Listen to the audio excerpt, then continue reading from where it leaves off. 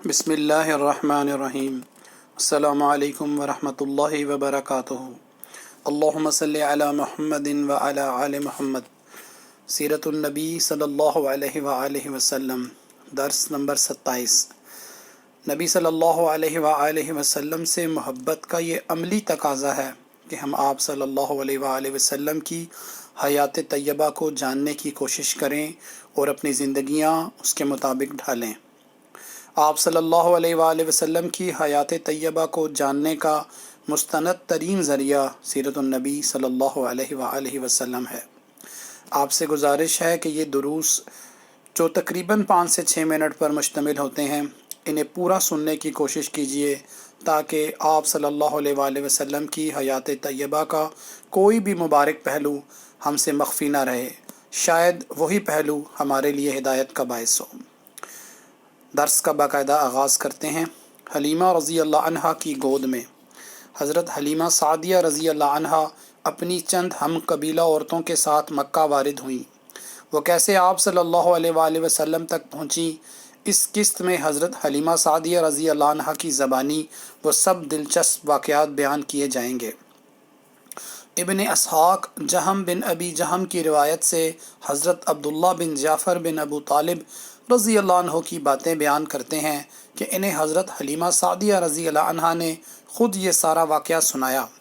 حضرت حلیمہ سعدیہ رضی اللہ عنہا بیان کرتی ہیں کہ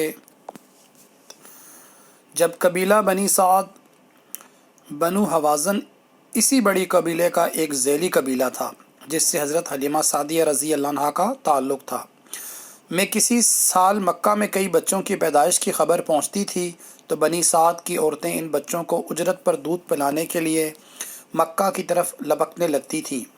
پھر ایک سال ایسا ہی ہوا کہ مکہ کے معزز اور شریف خاندانوں میں کئی بچوں کی پیدائش کی خبر ملی تو بنی سعد کی 10 عورتیں، جن میں بھی شامل تھی، اپنے شوہر حارث بن عبد العزیٰ اور اپنے ایک شیر خوار بچے کے ساتھ مکہ کی طرف چلیں۔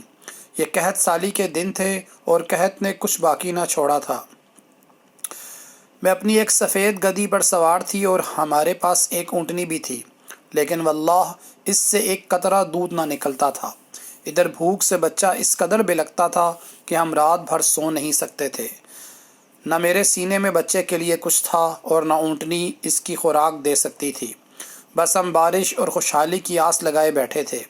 میں اپنی گدھی پر سوار ہو کر چلی تو وہ کمزوری اور دبلے پن کے سبب اتنی سست رفتار نکلی کہ پورا قافلہ تنگ آ گیا۔ خیر، ہم کسی نہ کسی طرح دودھ پینے والے بچوں کی تلاش میں مکہ پہنچ گئے۔ پھر ہم میں سے کوئی عورت ایسی نہ تھی جس پر رسول اللہ صلی اللہ علیہ وآلہ وسلم کو پیش نہ کیا گیا ہو، مگر جب اسے بتایا جاتا کہ آپ صلی اللہ علیہ وآلہ وسلم یتیم ہیں تو وہ آپ صلی اللہ علیہ وآلہ وسلم کو لینے سے انکار کر دیتی، کیونکہ ہم بچے کے والد سے داد و دہش کی امید رکھتے تھے۔ ہم کہتے کہ یہ تو یتیم ہے، بھلا اس کی بیوہ ماں اور اس کے دادا کیا دے سکتے ہیں۔ بس یہی وجہ تھی کہ ہم آپ صلی اللہ علیہ وآلہ وسلم کو لینا نہیں چاہتے تھے۔ ادھر جتنی عورتیں میرے ہمراہ آئی تھیں سب کو کوئی نہ کوئی بچہ مل گیا، صرف مجھ ہی کو نہ مل سکا۔ جب واپسی کی باری آئی تو مجھے خالی ہاتھ جانا اچھا نہ لگا۔ میں نے اپنے شوہر سے کہا، اللہ کی قسم مجھے اچھا نہیں لگتا کہ میری ساری سہیلیاں تو بچے لے کر جائیں اور تنہا میں کوئی بچہ لیے بغیر واپس جاؤں۔ میں جا کر اسی یتیم بچے کو لے لیتی ہوں۔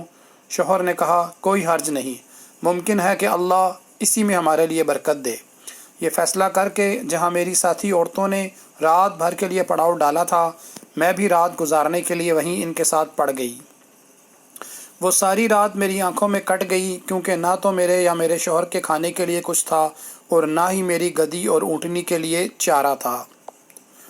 میرا شیر خوار بچہ عبداللہ ساری رات بھوکا رہتا، لیکن چونکہ میں خود اس رات فاقے سے تھی تو اس کو دودھ کہاں سے پلاتی۔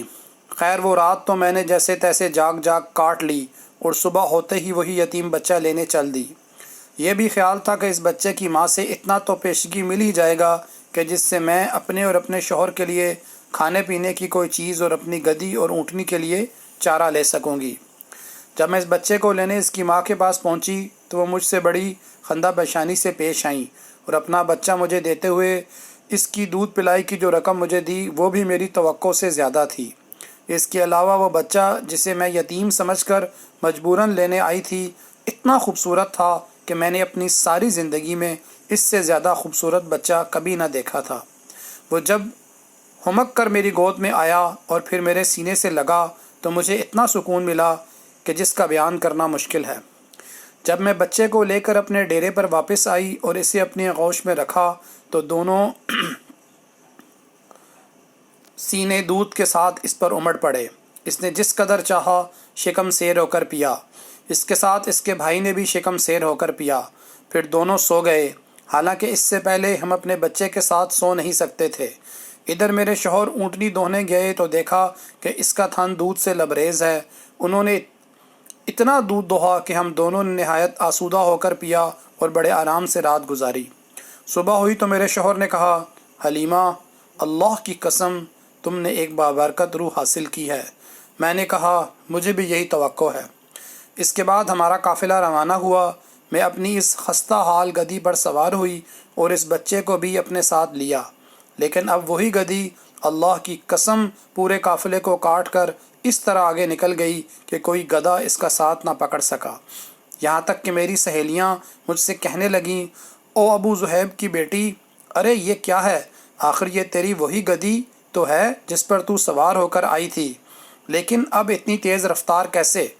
میں کہتی، ہاں ہاں اللہ کی قسم یہ وہی ہے۔ وہ کہتی، اس کا یقیناً کوئی خاص معاملہ ہے۔ جزاک اللہ خیرہ۔ السلام علیکم ورحمۃ اللہ وبرکاتہ۔